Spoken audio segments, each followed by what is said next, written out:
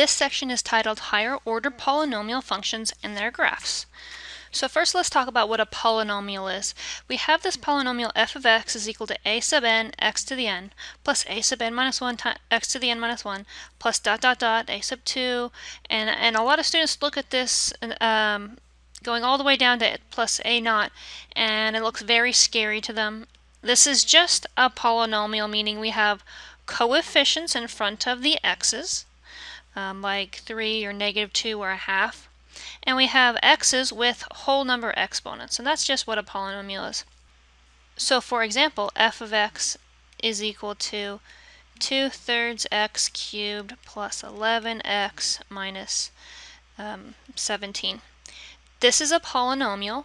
Notice we have only one variable, x. All of the exponents are whole numbers, and all the coefficients are real numbers. So that would be an example of a polynomial.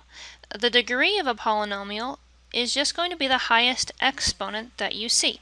And in this case, the highest exponent would be n, or the highest exponent. The degree of the function that I gave you as an example would be 3. The leading coefficient is the coefficient of the term with the highest degree, or the degree of the polynomial. So in this case, the leading coefficient is the number in front of x to the n, or a sub n. In our example problem, our leading coefficient would be 2/3, the number in front of x cubed. Because 3 is the highest exponent, then 2/3 is the leading coefficient. We're going to be using these terms throughout this whole section and later on in the chapter as well, so we'll need to know those. Our goal of this section today is to graph polynomial functions with exponents higher than or equal to 2. If we have a degree of 2, we know that's a quadratic function, and we already graphed quadratic functions. We're now trying to mostly focus on ones that are higher than 2, but this still works with an exponent of 2.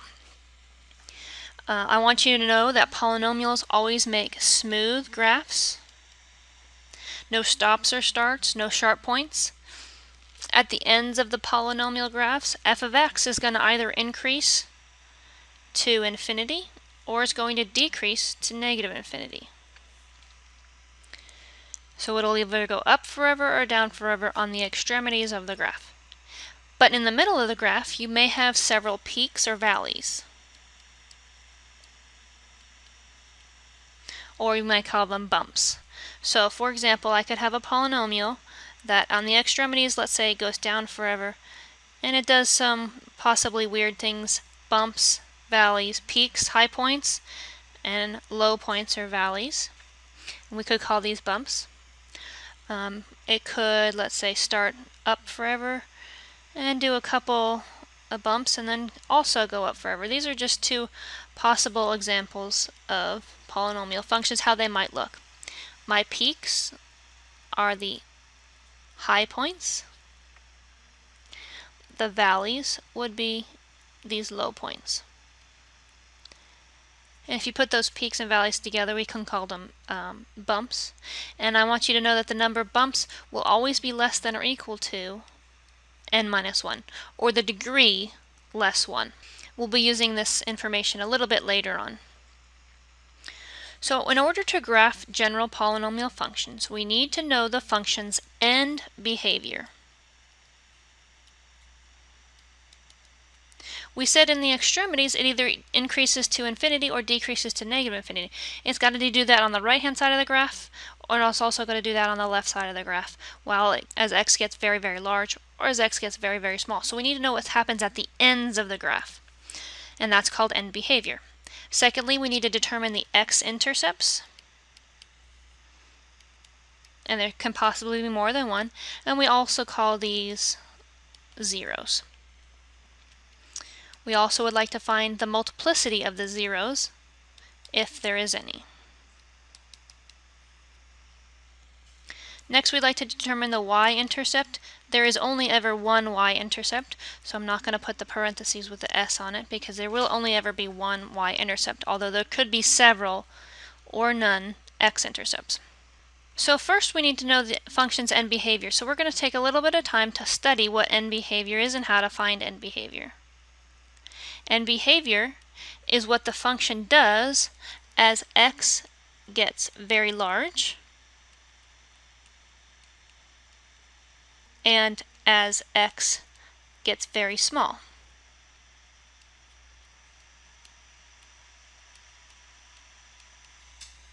To determine extreme or end behavior, what we're going to look at is the degree of the polynomial.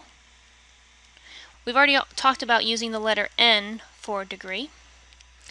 And we also need to know the leading coefficient.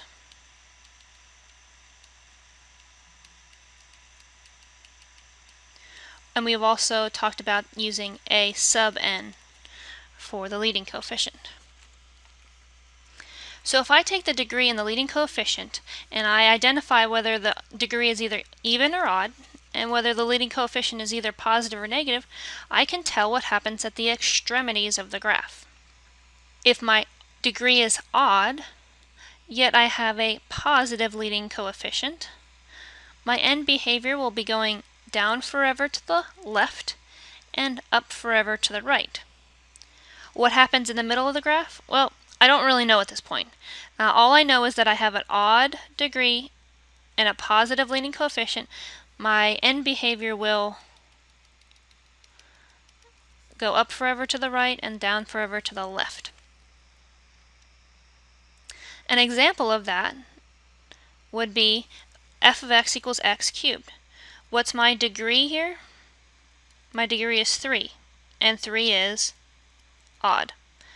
My leading coefficient is 1, which is a positive leading coefficient. So we have an odd degree and a positive leading coefficient for this example. We actually already know what this looks like from previous sections. What happens to the end behavior here? We have an up forever to the right and a down forever to the left. In this particular case, we actually know what's going on in the middle of the graph because we actually know this graph quite well, although on some of the ones that we'll be looking at later, we don't exactly know what's going on the inside of the graph, we just know the extremities. Next, we'd like to look at an odd degree with a negative leading coefficient. Well, an odd degree and a negative leading coefficient is going to go up forever to the left and down forever to the right, exactly opposite of what the odd degree and the positive leading coefficient does. What happens on the inside here? Well, I don't know. Possibly lots of things could be going on. I'm not sure what's going on in here. We'll have to find the zeros to be able to figure that out. But for now, we need to know that you go up forever to the left and down forever to the right. An example would be f of x equals negative x cubed. Notice my degree is 3, which is odd. My leading coefficient is negative 1, which we note is negative. We know how to graph this from previous sections. I know it has a cubic function as a parent function, but because the negative's out in front, it's reflected over the x-axis. And it will look something like this. Because we know this function so well, we can identify that this truly does match our end behavior. It goes up forever to the left, like we said over here, and it goes down forever to the right, which is what we said here. Notice for both odd degrees, the arrows are pointing in different directions. Well, for the even degrees, the arrows are going to be pointing in the same direction, either both going up forever or both going down forever. So an even degree with a positive leading coefficient is going to go up forever in its extremities and up forever in its extremities to the right and to the left. What happens in the middle? Possibly lots of very interesting things. I'm not quite sure, but all we really care about for the time being is that it goes up forever and up forever to the left and to the right. An example of that would be f of x equals x squared. That's a quadratic parent function. We know that one quite well. This is what the quadratic function looks like from our previous knowledge. Notice that the end behavior does match the end behavior of an even degree and positive leading coefficient. The degree is 2, which is even. The leading coefficient is 1, or positive. So this does match our even degree and positive leading coefficient. And lastly, an even degree with a negative leading coefficient is going to have end behavior going down forever to the left and down forever to the right. Again, in the middle, I'm not sure what's happening. I don't really care about that for now. I do know that it goes down forever and down forever. Let's take a look at our example. F of x equals negative x squared. Well, we know what that one looks like. We do have a degree of 2. My leading coefficient is negative 1, which is negative. My degree is 2, which is even. I know what this looks like from previous knowledge. I know it's a quadratic function, but because there's a negative in front, it's reflected.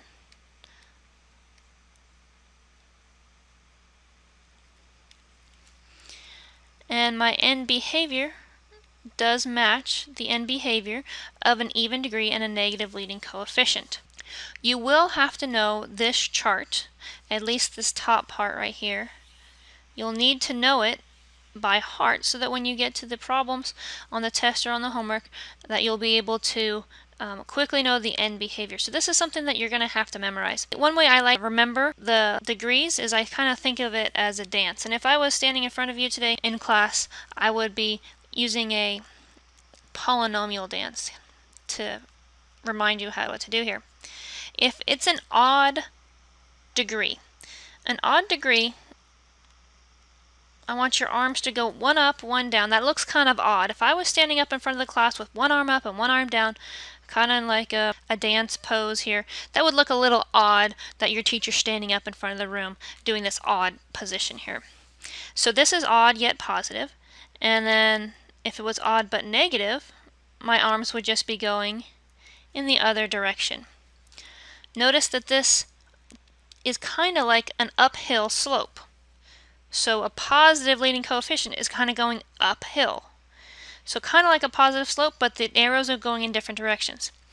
So again, it's odd degree, so your teacher's standing up in front of the room looking a little odd because she's got her arms pointing in 2 different directions. And in the negative case, we have the slope going downward, kind of.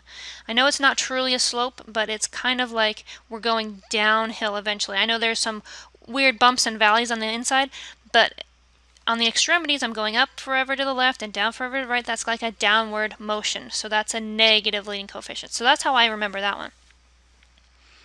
For the even degrees, again, if I was standing up in front of the class and I had my arms up like this, notice that my arms are both pointing up, and that's like the left side of my body is even with the right side of my body. They're the same. They're kind of even, or they're kind of symmetrical. So that's why I think of even. Odd looks like I'm doing something funny because I've got my arms in different directions. Even's nice and even. The left side looks like the right side. And a positive coefficient makes sense because positive is going up. So a negative yet leading coefficient yet an even degree.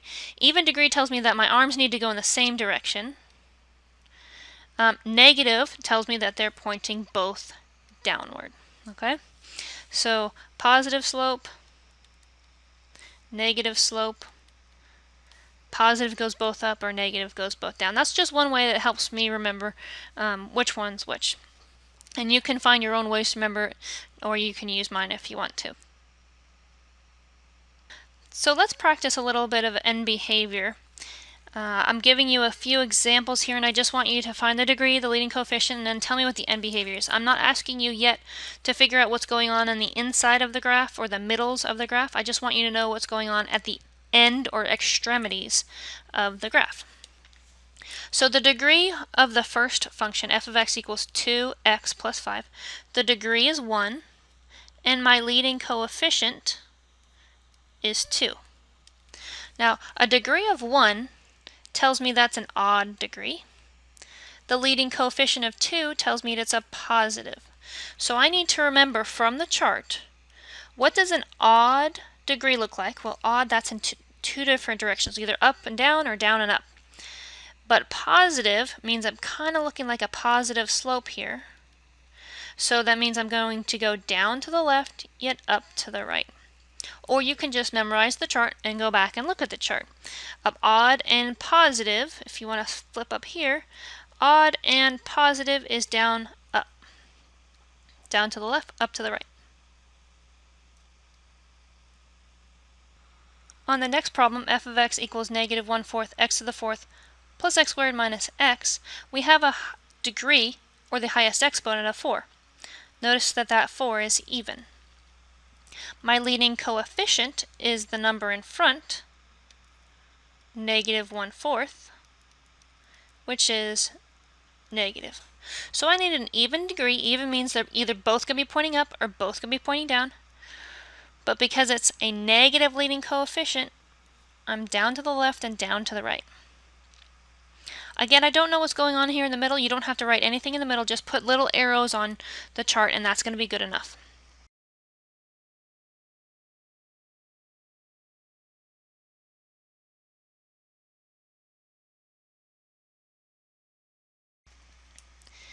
Next, we have f of x equals x minus 5 times the quantity x minus plus 1 squared times x minus 3. We have a polynomial, although it's not distributed out. So I'm going to have a hard time finding the degree and the leading coefficient if I don't have it distributed out. So what I'm going to do is I'm going to distribute out only the first term. I know this has lots of other terms, but the only thing I care about is the degree and the leading coefficient. I don't really care about the second term, the third term, the fourth term. I just need the highest exponent and then the coefficient of that highest exponent, which will just be the first term. So I'm going to take all of the first terms and multiply them together. This will get me x times, be careful here, x plus 1 squared. Again, I'm only taking the first term because I really don't want you spending your entire homework event trying to multiply this out and then multiply it again by x plus 1 and then multiply it again by x minus 3. This is not what I don't want you doing all this. This is going to take too much time and effort and then you're never going to get through your homework. So I just want you multiplying out the first terms. So x times x, but this is x plus 1 quantity squared, which means it's coming up twice. So that's going to be x squared times another x plus dot dot dot. I know there's a bunch more other stuff over here. It's just that I don't care about what it is. So my first term is x to the fourth plus a whole bunch of other stuff. Once I know that, I can tell you that the degree is 4 and that the leading coefficient is the number in front, in this case 1. 4 is even, 1 is positive, which gives me an even degree, meaning they're both going in the same direction, with a positive leading coefficient, meaning they're both going to be going up or positive. So my end behavior will be up and up. The last one is very similar to the third example that we did here, although we have a negative 3 here in front, which means that is one of the first terms that we have to multiply through. So I'm going to multiply negative 3 times x, again times x squared, times x again, and then there will be a whole lot of other terms that I really just don't care so much about. So I'm going to put plus dot dot dot over here. The function turns out to be negative 3x to the fourth plus dot dot dot. Notice I included the coefficient because it was part of the first term. This gives me, again, a degree of 4. Now it gives me a leading coefficient, which is the number in front of the term with the highest degree, which is negative 3. 4 is even, which means they're both going in the same direction. Negative 3 is negative. So an even degree polynomial with a negative leading coefficient, even tells me they both go in the same direction. The negative tells me that they're both going down. So this is the end behavior for these 4 examples. We don't know what's going on in the middle of each of these graphs, and we'll have to find that out next using zeros, which is going to be on the next video.